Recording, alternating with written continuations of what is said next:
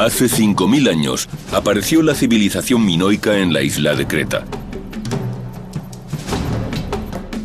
Siglos antes de que los griegos levantaran el Partenón, los artistas del pueblo minoico pintaban increíbles frescos y realizaban exquisitos grabados para inmortalizar sus logros. Fueron los primeros europeos en usar la escritura. Pero en el momento de máximo esplendor, desaparecieron de las páginas de la historia. Su desaparición sigue siendo uno de los más grandes misterios de la Edad Antigua. Algunos piensan que esta civilización fue aniquilada por conquistadores que llegaron de otros lugares. Otros que fue debido a una erupción cataclísmica. Ahora un equipo de científicos, cada uno de ellos valiéndose de sus conocimientos y habilidades específicas, han unido sus fuerzas para resolver el rompecabezas. Ahora están encontrando pruebas que indican que una catástrofe acabó con la primera civilización de Europa. Uno pasa mucho tiempo buscando algo, y cuando lo encuentra, desearía no haberlo encontrado. ¿Fue su terrible destino el que creó el mito de la Atlántida, la ciudad que se hundió bajo el agua? Veneraban el mar, pero se volvió contra ellos. La verdadera Atlántida.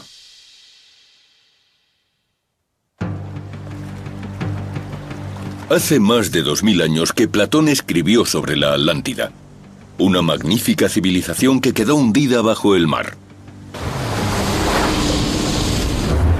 Pero nadie ha sido capaz de encontrar los orígenes de la historia de Platón. Ahora, nuevas pistas encontradas en la isla de Creta llevan a los arqueólogos a plantearse si la leyenda de la Atlántida se creó aquí. Quizá la destrucción de la Atlántida era el recuerdo que tenía el pueblo de la destrucción de la civilización minoica que había habitado en Creta 2000 años antes que Platón. Hasta el siglo XX esta civilización era muy misteriosa. Solo les conocíamos por los mitos griegos sobre monstruos y sacrificios humanos.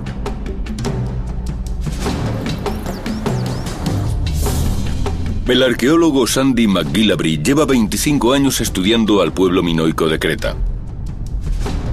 Intenta descubrir cuál fue el destino de la primera civilización europea. Ahora se dirige a unas minas antiguas en el centro de la isla. Durante muchos años se ha considerado que este lugar era el laberinto, el famoso lugar en el que estaba el Minotauro legendario.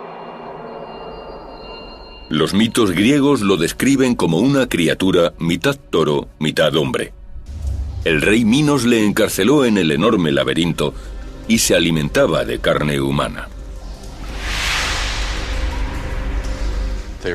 Había muchas historias de apariciones y de sucesos extraños en este lugar.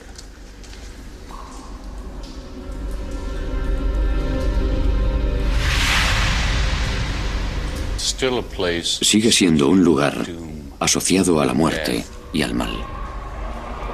El Minotauro tenía unas preferencias muy particulares. Le gustaba comerse a las víctimas humanas vivas.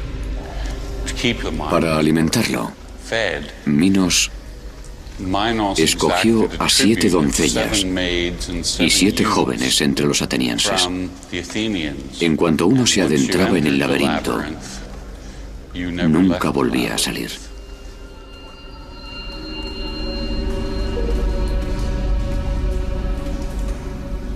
El mito sugiere que esta civilización practicaba el sacrificio humano y que puede que incluso fueran caníbales.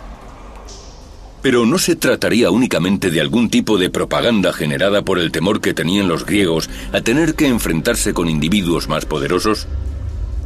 El mito del Minotauro era todo lo que sabíamos sobre este pueblo, desaparecido hasta el 1900. Entonces, el arqueólogo británico Sir Arthur Evans inició una excavación en Creta cerca del pueblo de Knossos. Su descubrimiento sorprendió al mundo entero. Una sofisticada civilización de la Edad de Bronce. En comparación con los griegos, que vivían como bárbaros en la antigüedad, esta gente construía palacios.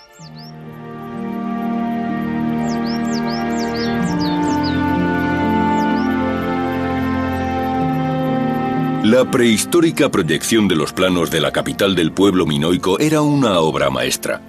Los templos, sus casas de campo y sus graneros estaban conectados por las primeras carreteras pavimentadas de Europa.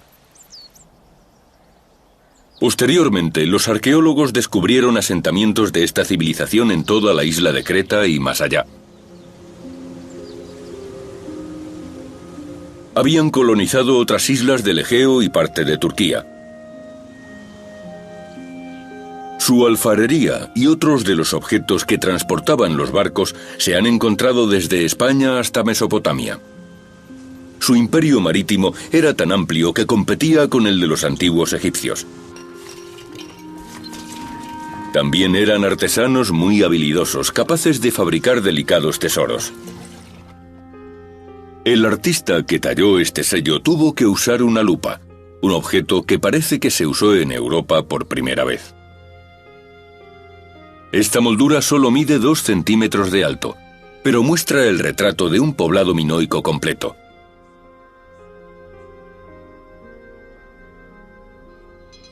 El ánfora es otra de sus obras maestras. Hay un grupo de hombres con cascos. Tienen la boca abierta, llevan unas coronas. Casi podemos oírlo todo. El viento, susurrándose cosas los unos a los otros. Estas obras son sinfónicas, en todos los sentidos. Es una revolución en el mundo del arte. Cuando Sir Arthur Evans excavó las ruinas de Knossos, cada vez estaba más seguro de que ese había sido el palacio del rey Minos y el enclave del famoso laberinto. Incluso creía haber encontrado el trono real. Pero nuevas revelaciones sobre la religión y la lengua de esta civilización están cambiando nuestra manera de entenderles. Los arqueólogos modernos no creen que estos edificios sean un laberinto, ni siquiera un palacio. Creen ver un templo construido con el fin de aprovechar el poder mágico de los cielos. En 2001, Sandy McGillivray se dio cuenta de que cada uno de estos portales está alineado con el sol del amanecer en días específicos del calendario. Lo que estamos mirando es un templo solar. Al igual que los egipcios, la civilización minoica veneraba los ciclos cambiantes del sol, la luna y las estrellas. Aquí tenemos, esencialmente, un teatro de los sentidos. Podemos empezar desde la completa oscuridad y abrir estas puertas en el mismo momento en el que sale el sol para experimentar el principio de algo nuevo.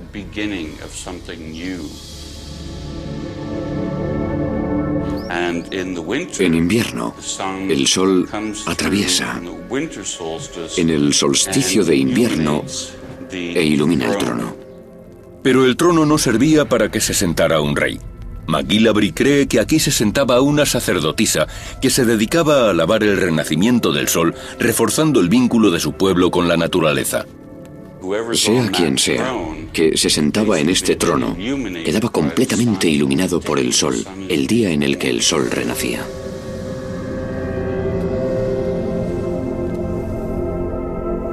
Las figuras femeninas que se encontraron en Knossos indican un culto relacionado con las sacerdotisas.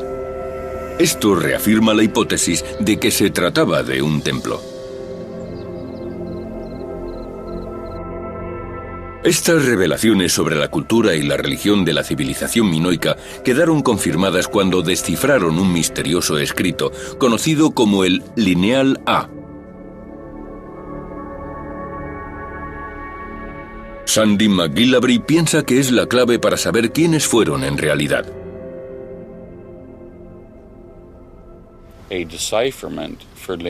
Descifrar el Lineal A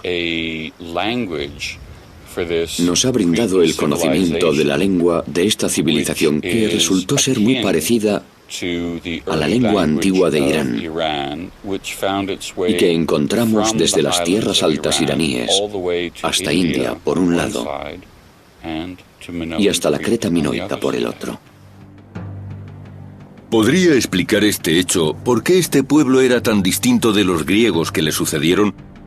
Su lengua y su religión era más parecida a las asiáticas que a las europeas.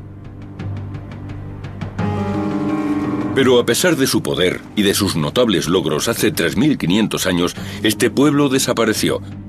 Su destino sigue siendo un misterio.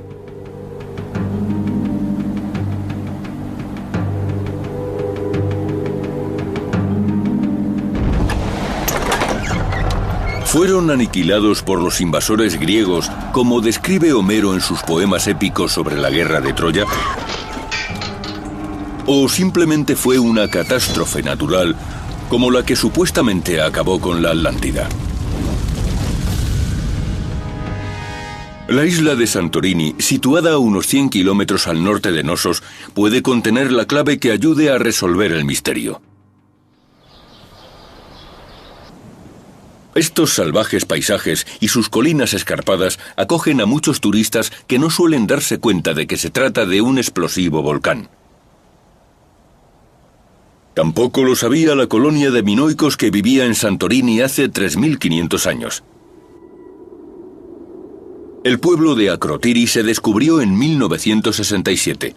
Yacía enterrado en las pendientes del cráter. En su época era tan rico y autosuficiente como los asentamientos de Creta. Floyd McCoy lleva 25 años estudiando el volcán de Santorini. Si nos fijamos en las pinturas de las paredes que se han descubierto en esta zona, vemos que retratan el paisaje que les rodea. Es un paisaje alegre, animales por todos lados, gente recolectando azafrán. Durante la época clásica, el azafrán no solo era un producto muy apreciado como especia, sino como medicamento. Hace más de 3.500 años, los minoicos que vivían en Santorini dejaron un claro testimonio de cómo lo recolectaban. Muestran una vida muy agradable, muy cómoda. Es una pena que desapareciera.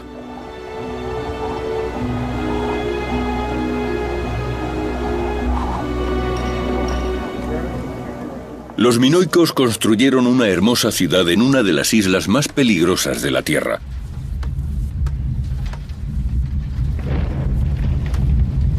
En el año 1600 a.C. aproximadamente, Akrotiri sufrió las consecuencias de un terrible terremoto. Pero esto solo era el principio. De repente, explotó. Thera entró en erupción. El enorme volcán despedía ceniza y trozos de roca a 40 kilómetros en la estratosfera. Encontramos pruebas de la fuerza del volcán en Santorini, en depósitos que tienen hasta 60 metros de profundidad en algunos lugares. Ahí, en ese acantilado, las 4 capas representan las 4 fases de la enorme y dramática erupción.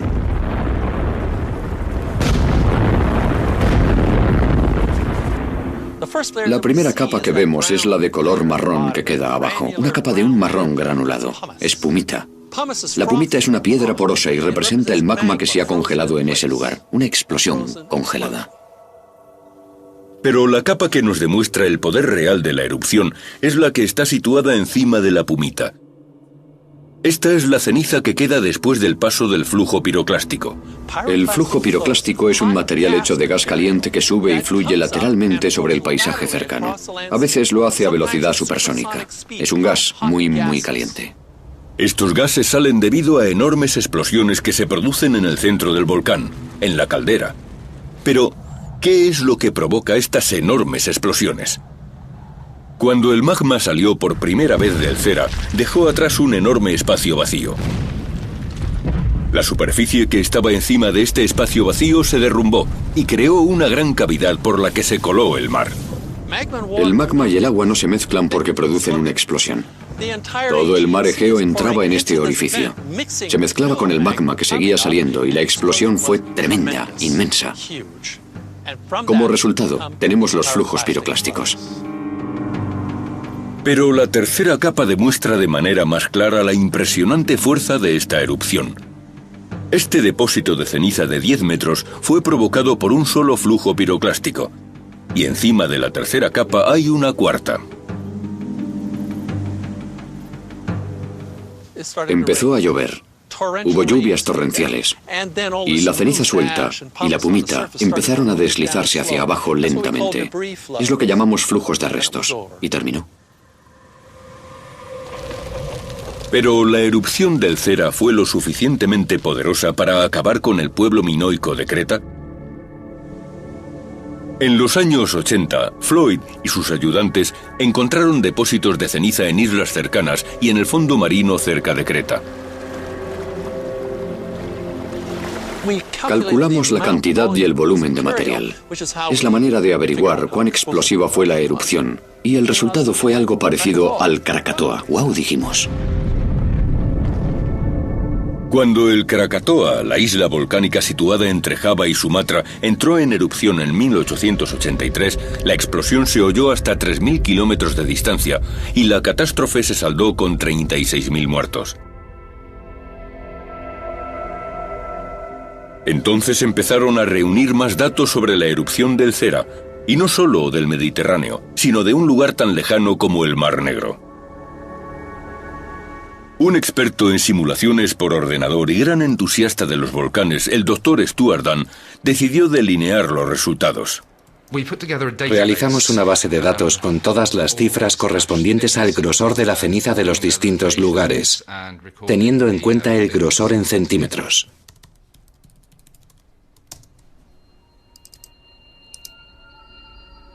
Cada uno de los triángulos numerados representa uno de los depósitos de ceniza del Cera.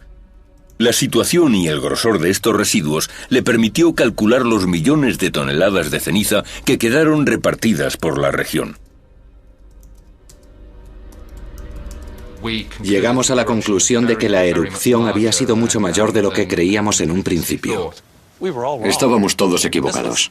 Había sido extremadamente explosivo. Fue unas 10 veces más explosivo que el Krakatoa. Estamos hablando de la erupción volcánica más grande de Europa en la historia de la humanidad. ¿Qué impacto tuvo este aterrador suceso para la civilización minoica? El volcán escupía enormes penachos de ceniza. Cuando aparecieron esas nubes tan espesas, el pueblo minoico debió de pensar que la naturaleza se había puesto en su contra. Imaginad toda esa ceniza acercándose a la isla. Algo que sabemos que sucedió. Oscureció el aire, oscureció el cielo azul seguramente durante varios días. Y es algo fatal para la gente que vive en la naturaleza. Tenemos pruebas de otras comunidades que sabemos que se estresaban, sufrían estrés traumático por culpa de la luz de ceniza. Hasta hace poco, muchos arqueólogos pensaban que la ceniza del Cera había llenado toda la isla. Pero los resultados obtenidos por Dan indican que la única parte de Creta que quedó completamente cubierta fue el lado este. El oeste quedó libre. El viento desplazó la mayor parte de las nubes alejándolas. Pero si no fue la ceniza lo que causó el declive de este pueblo, ¿qué lo hizo? El arqueólogo Sandy McGillivray hace 20 años que lucha para intentar dar una respuesta a semejante pregunta. Ha realizado excavaciones en un pueblo costero minoico, Palaikastro, en el este de Creta. La extensión de las ruinas que se encontraron en este lugar sugiere que este era el asentamiento minoico más grande después de Knossos y albergaba a 5.000 personas desde un lado de la montaña hasta el mar. Las calles pavimentadas estaban dispuestas de forma cuadriculada en lo que sería el primer plano urbanístico de Europa. En los talleres y tiendas de Palaikastro se encontraban todo tipo de productos, desde comida hasta las piezas de arte más delicadas que aún se encuentran en Creta. Esta estatua fue encontrada en el pueblo en 1987. Hoy, la colina cercana al mar, en la que se alzaba este pueblo, está siendo erosionada por el agua y revela varias capas de distintos materiales mezclados de forma caótica. Solía venir a esta playa y siempre veía depósitos de grava. Había ceniza del Tera, había cerámica, restos de edificios. Era un caos. Y llegaron muchos especialistas a este lugar que preguntaban, ¿podéis explicar cómo llegó esta grava aquí? Uno de ellos sugirió que quizás hubiera un río. Y yo pensé, ¿un río? ¿Para qué iban a construir su casa encima de un río, los minoicos? Como para mí no tenía sentido, pensé que lo mejor sería traer a gente hasta aquí para que lo investigaran de manera adecuada. Sandy nunca había visto nada igual. Por eso llamó a Hendrik Bruins, un geólogo de la Universidad de Ben Gurion en Israel.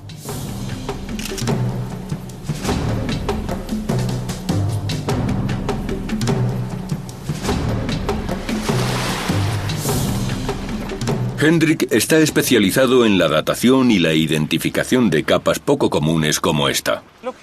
Aquí tenemos piedra, cerámica y muchos trozos de ceniza volcánica. Aquí tenemos un trozo, este es otro. Él mismo se sorprende al ver estos depósitos rojos tan extraños.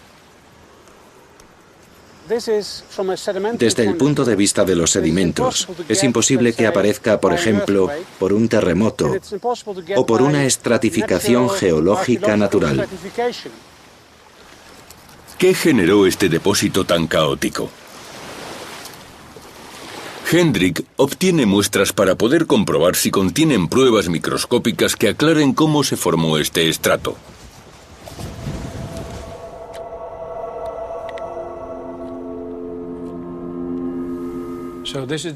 Este es el bloque solidificado del sedimento que extrajimos del promontorio, un material frágil que luego se solidificó. Aquí tenemos el corte, una sección más fina que hemos obtenido del bloque. Con la ayuda del microscopio realiza un descubrimiento sorprendente. Nos sorprendió encontrar foraminíferos en los depósitos. Los foraminíferos son los esqueletos de pequeños microorganismos que se encuentran únicamente bajo el mar. Esto indica que el depósito proviene del océano. Puede ser que una tormenta desplazara a los foraminíferos hacia la tierra. Pero encuentran a otra criatura marina en la muestra, alga coralina del fondo del mar. Estos provienen del fondo marino. Para que queden depositados al nivel en el que los encontramos en el promontorio, tienen que haber sido catapultados por algo. Para llegar allí tienen que haber sido empujados por algo. Es un sitio al que el mar nunca llega. Ninguna tormenta sería capaz de levantar a las algas hasta 5 metros de altura para colocarlas en el punto en que las hemos encontrado. Solo hay un fenómeno natural que despliegue la fuerza necesaria para lograr algo así. En 2004, el mundo entero quedó conmocionado ante la fuerza del tsunami en Asia, una gigantesca ola generada por un terremoto submarino.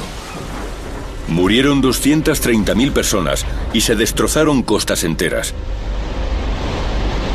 ¿Pudo haberle pasado lo mismo al pueblo minoico hace 3.500 años?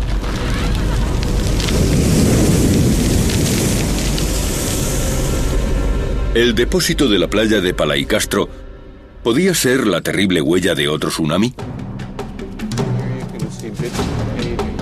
Sandy habla con uno de los principales expertos en tsunamis, Kostas Sinolakis, para recibir una segunda opinión. Kostas ha estado estudiando los depósitos que dejó atrás el tsunami de 2004, además de los de otras olas de menores dimensiones por todo el mundo. En cuanto llegan a la playa, encuentran nuevos fragmentos de cerámica minoica mezclados con la grava. Estos son huesos de ganado. Aquí tenemos yeso de los suelos y yeso de las paredes. También hay materiales de construcción y cerámica. Ahora mirad estos depósitos. Aquí hay una copa cónica, en ese punto. Está a 5 metros por encima del nivel al que estaba el mar en esa época.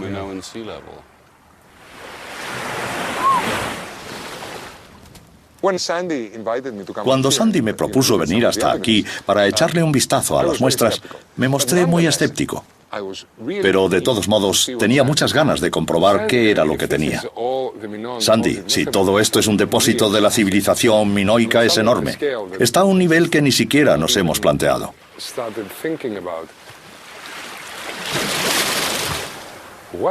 ¿Qué pasó aquí? Ahora se dedican a explorar la zona excavada del pueblo de Palaicastro, situado a 300 metros de la playa.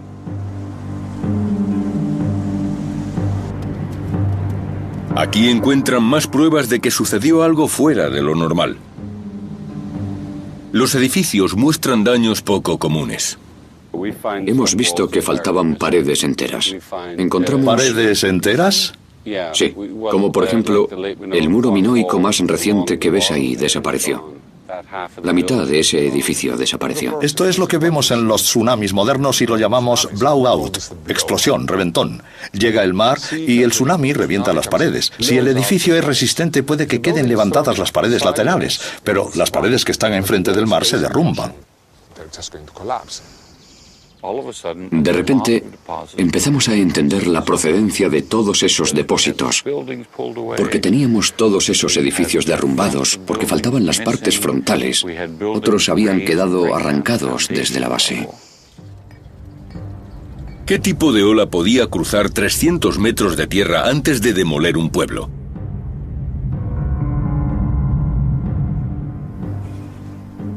Para descubrirlo, Costas creó un modelo en el ordenador. El primer paso es montar un mapa de la bahía en 3 dimensiones, empezando por el fondo marino. Usa un sonar para registrar el contorno. La forma del fondo influye en la velocidad que alcanza la ola al acercarse a tierra.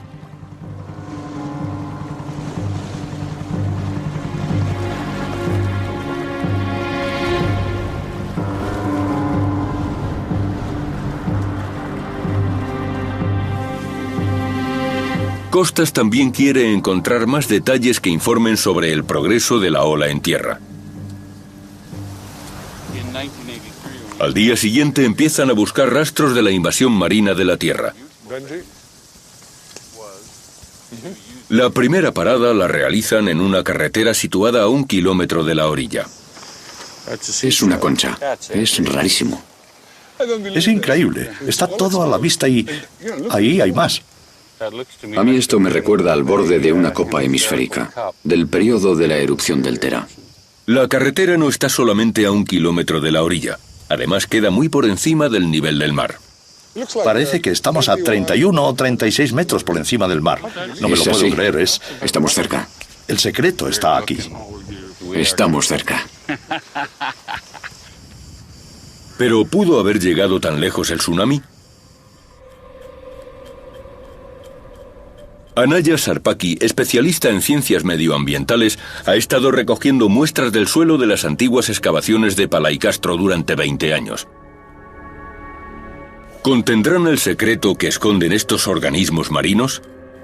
En esta muestra hemos encontrado restos de foraminíferos.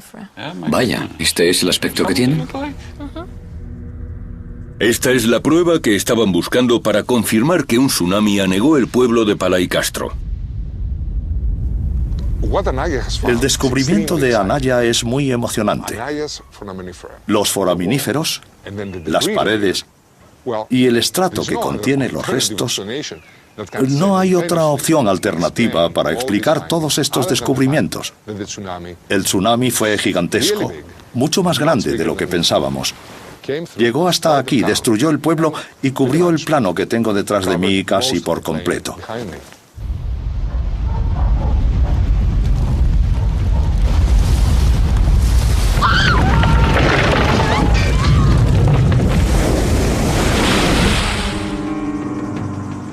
¿Qué fue lo que generó la ola que destruyó Palaicastro?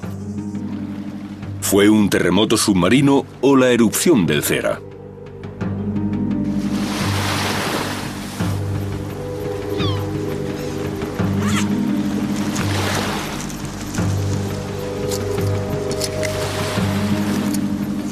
Hendrik Bluins espera que un fragmento de los huesos del ganado que han encontrado enterrado en el depósito del tsunami confirmará la relación entre la gran ola y el volcán.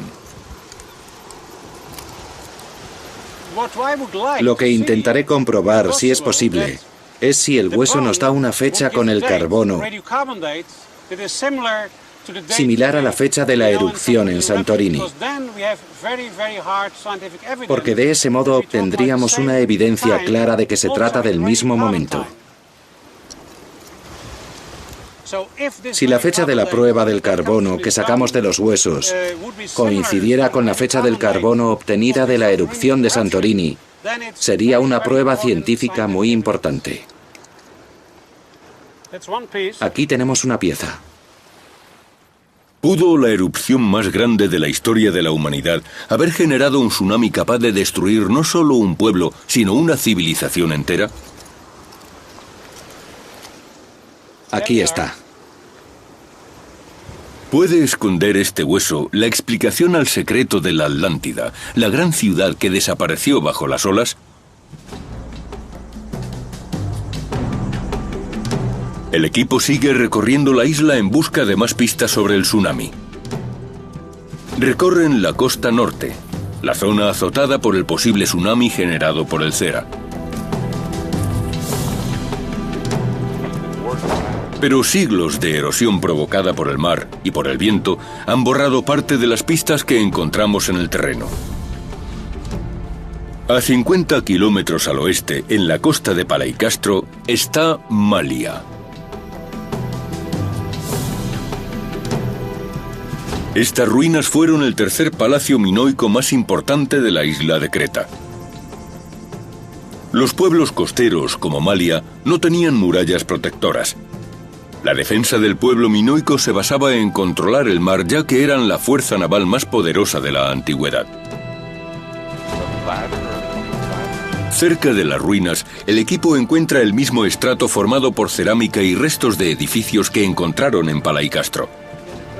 Pero en su interior esconde otra pista que confirma que una ola gigante enterró organismos marinos en el lugar. Mirad.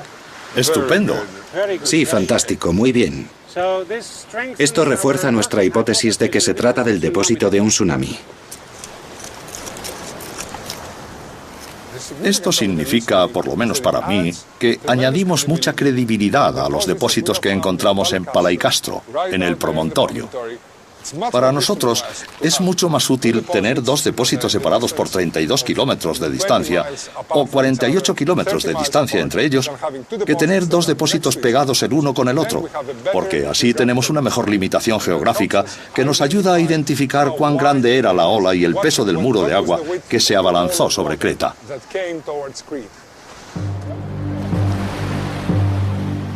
Ahora el equipo sabe que la ola tenía por lo menos 48 kilómetros de ancho. Pero, ¿podía haber sido más grande? Al día siguiente llegan a Amnisos, el puerto de la flota minoica cercano al palacio de Knossos. Hace 4000 años había una casa situada en medio de este campo de olivos en esta idílica costa. Estaba decorada con frescos que ensalzaban el amor que el pueblo minoico profesaba por la naturaleza. Pero durante la erupción del Cera, la casa quedó destruida y el fresco arrancado de las paredes. Encontraron restos de la pumita del Cera en las ruinas de esta casa. La piedra porosa y posteriormente petrificada del volcán pudo haber llegado hasta aquí por una tormenta. Pero si encuentran pumita del Cera en las altas colinas situadas detrás de la casa, puede indicar que flotaban en un tsunami. Bueno, si encontramos pumita aquí arriba... Empecemos a mirar en lugar de hablar. Intentemos encontrarla. Intentémoslo.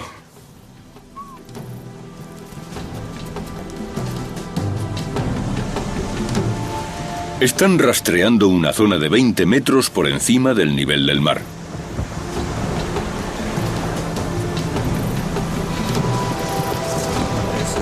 Aquí está. Esto es volcánico. Mirad si brilla. Pero tiene forma redondeada.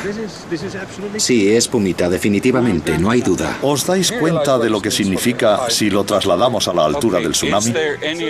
Bueno, hay otra manera en la que estas diminutas piezas de pumita pudieran haber llegado hasta aquí. ¿Cómo pudo hacerlo si no? ¿No es un souvenir?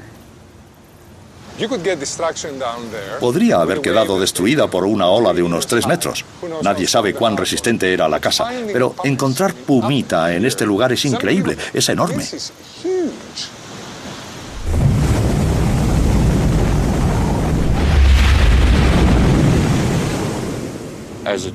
Cuando era un niño, teníamos una montañita hecha por las hormigas en el jardín y solíamos coger el cubo de agua y se la echábamos por encima. Es algo de lo que me acuerdo constantemente. No puedo dejar de pensar que esa ola tuvo el mismo efecto que conseguíamos anegando la colina de las hormigas, porque quedaban nadando en una especie de mar. Es terrible. Las hormigas no tenían salvación.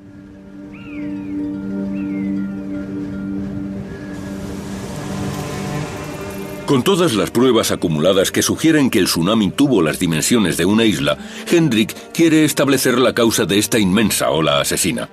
Ha estado esperando a que llegara la fecha indicada por el carbono correspondiente al hueso de ganado que encontró en la playa.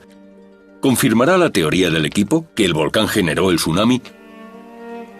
Llegan los resultados. La fecha corresponde al 1600 a.C. Coincide exactamente con la fecha de la erupción del Cera. Los huesos corresponden a la misma fecha de la erupción de Santorini y prueban que el caótico depósito del tsunami también tiene la misma fecha, datada con carbono, que la erupción. Es genial. Ahora el equipo sabe qué generó esa enorme ola, pero qué tamaño tenía y qué daños pudo causar. En el laboratorio, Costas puede realizar la reproducción por ordenador de la altura, la longitud y el ancho de la ola.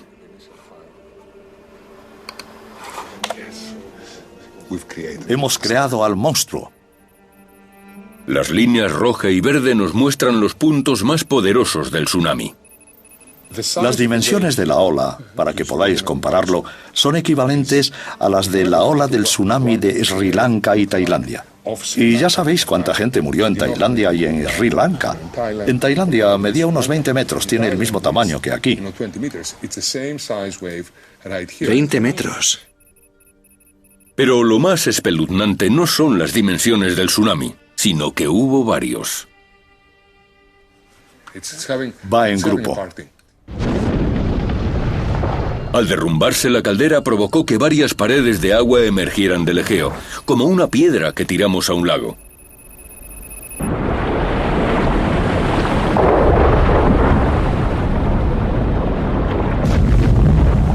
Estas olas rodeaban las islas y rebotaban contra ellas en una especie de juego mortal. Se acerca. Creta recibió la fuerza del impacto de varias olas. ¿Qué intervalos de tiempo había entre los intervalos entre una ola y la otra? ¿Cuán rápido van? Ahora acaba de llegar la primera ola. Digamos que esto es a los 33 minutos. Ahora tenemos la segunda ola, que es a los 46 minutos. Y luego tenemos una tercera ola, una media hora más tarde. Esta no es tan grande, pero debe de ser aterradora porque en ese momento todo...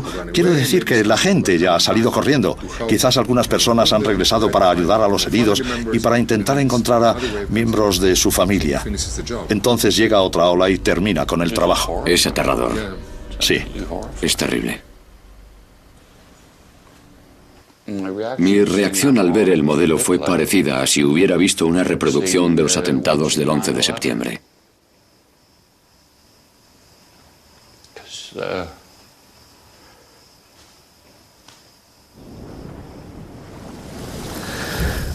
Me disgustan las catástrofes. Pasas mucho tiempo buscando algo y cuando lo encuentras desearías no haberlo hecho porque se convierte en algo real. Y empiezas a sentir la experiencia.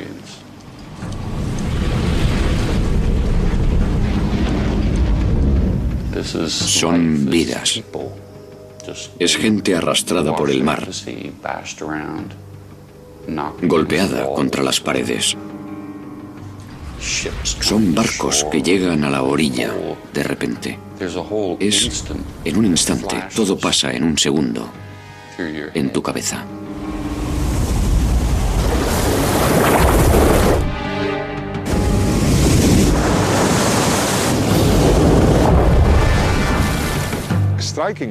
Algo muy sorprendente, de lo que me he dado cuenta hablando con gente que ha sufrido un tsunami, sea en Nicaragua, sea en Sri Lanka o en las Filipinas. Todos hablan del estruendo. Llega el tsunami y algunos lo describen como el ruido de la lluvia. Otros dicen que se parece a un avión mientras aterriza.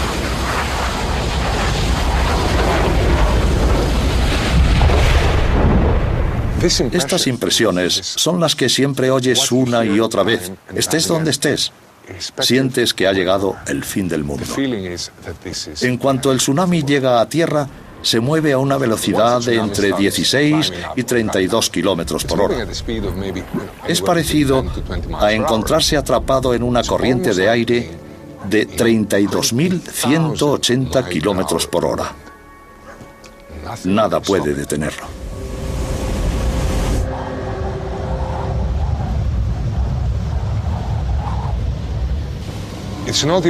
Ni siquiera se trata de estar atemorizado.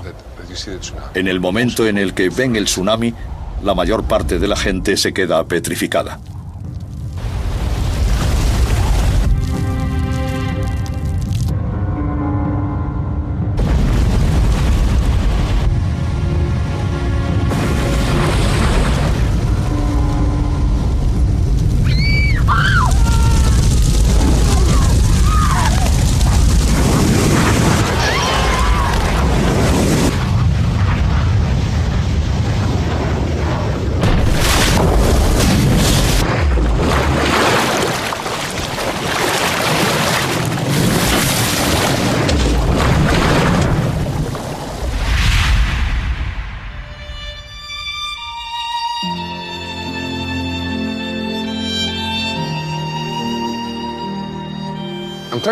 Intento imaginar cómo reaccionó el pueblo minoico ante tal fenómeno, porque amaban el mar, lo veneraban, y el mar se vuelve contra ellos.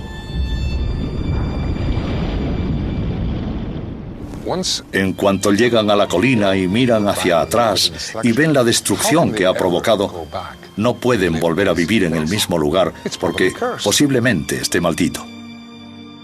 No hay escritos que verifiquen el tsunami del Cera, ni cifras que resuman las muertes y la destrucción que provocó. Pero el tsunami de 2004 es un caso parecido. Los minoicos confiaban tanto en su ejército naval que vivían en ciudades costeras sin protección. Estos eran los principales centros de población, donde vivía la gente. Ahora nos trasladamos a Banda H y veremos que la tasa de mortalidad fue del 80%. Si nos planteamos que la tasa de mortalidad en el momento de la erupción del Tera, en el periodo minoico, fue similar, eso significa que desapareció toda la civilización. El tsunami tuvo la fuerza suficiente para derrotar a una civilización entera, pero hubo supervivientes.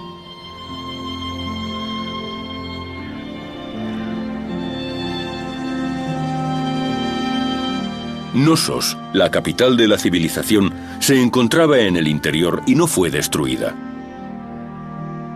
Los minoicos se quedaron allí e incluso estuvieron reconstruyendo algunas zonas.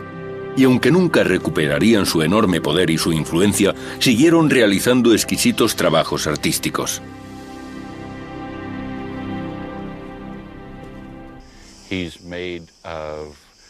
Está hecho de colmillos de marfil y de oro, y la cabeza es de serpentinita.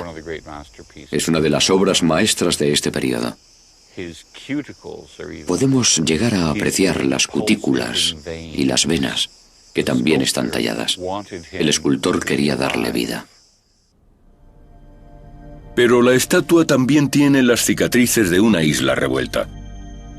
Fue golpeada y quemada violentamente. Esta pieza fue encontrada repartida en trozos dentro y fuera del sepulcro que la albergaba. Era una pieza muy valiosa. Cualquier persona que la poseyera sería rica, pero no les importaba. Querían destruirla. Alguien la cogió y la sacó fuera. La cogió firmemente y la golpeó, seguramente contra este lado del muro. De esta manera cayó la cabeza y los brazos y el torso quedaron ante las escaleras del sepulcro. Luego tiró las piernas en la casa que se estaba incendiando. ¿Podemos considerarlo una prueba de la desintegración de la sociedad? ¿Se rebelarían los pobres contra los gobernantes, renegando de sus dioses por no haber logrado protegerles? Fueron a destruir la casa claramente. Y es un hecho presente en todas las civilizaciones, la egipcia, la romana. La destrucción de la cara esconde cierto simbolismo. Quieren acabar con todo lo que tenga que ver con lo que representa la estatua. Puede que el destino de esta estatua estuviera íntimamente ligado a la destrucción que sufrieron los minoicos en el 1450 a.C.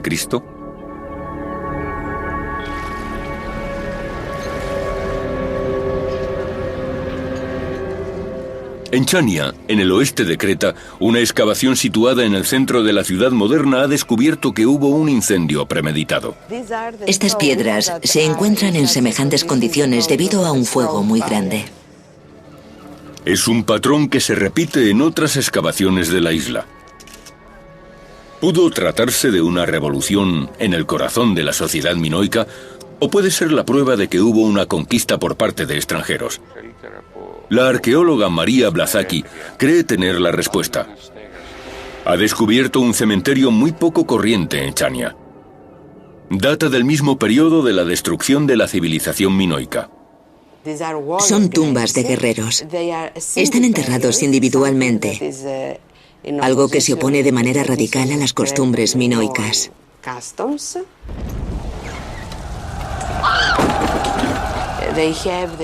Todos están entre los 24 y los 30 años y son altos y robustos. Parecen ser invasores. Estos invasores solo habían sido localizados antes en Knossos. Pero ahora también los hemos encontrado en otro lugar. Puede indicar una invasión por el oeste, que llegaran desde la Grecia continental. Iban muy armados, con unas espadas muy largas como las que hemos encontrado en Knossos y en el Peloponeso. Los invasores del Peloponeso se abrían paso cortando cuellos e incendiando la isla de Creta, derrotando a los minoicos. Sandy McGillivray cree que el tsunami propició que el pueblo micénico atacara Creta. Su tierra son las costas sureñas del Golfo de Corinto. El tsunami no pudo llegar al Golfo, porque para llegar hasta allí hay que dar la vuelta hasta llegar al oeste, a una ensenada. Seguramente los micénicos eran los únicos habitantes del este del Mediterráneo que disponían de ejército naval, y eso significaba que eran poderosos.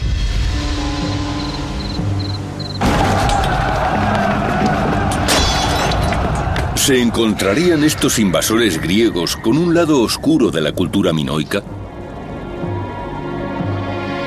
Cerca de los frescos de un enorme toro en Knossos, los arqueólogos han encontrado terribles restos humanos. Uno de los depósitos más horripilantes y más descriptivos del periodo posterior a la erupción del Tera es uno que se descubrió en Knossos, en la Vía Real. Eran jóvenes que habían sufrido el canibalismo. El análisis de los huesos encontrados en el depósito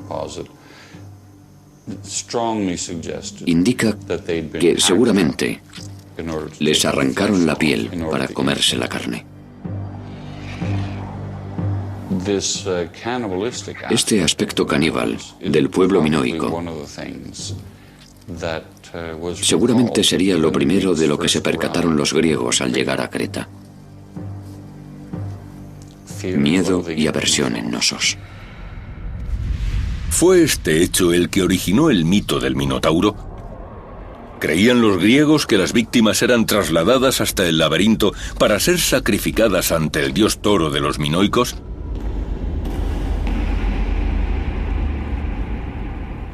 Una generación después de su llegada, los griegos habían conseguido conquistar Creta. Los últimos destellos de la cultura minoica desaparecían. Estos notables arqueólogos han logrado desenterrar las pruebas que resuelven el misterio de cómo la primera gran cultura europea se desintegró en su momento álgido. Es un gran descubrimiento, porque nos permite escribir un nuevo capítulo sobre arqueología minoica en la historia de esta civilización. Es muy emocionante. Quiero decir, ni siquiera en mis sueños, cuando empecé a soñar que quería ser científico, se me ocurrió pensar que intentaría descubrir el motivo del declive del pueblo minoico y lo que sucedió en el 2000 a.C. Puede que nunca estemos tan cerca del origen de la historia platónica de la Atlántida como ahora. Puede que estuviera describiendo las memorias de la civilización minoica destruida por un antiguo tsunami.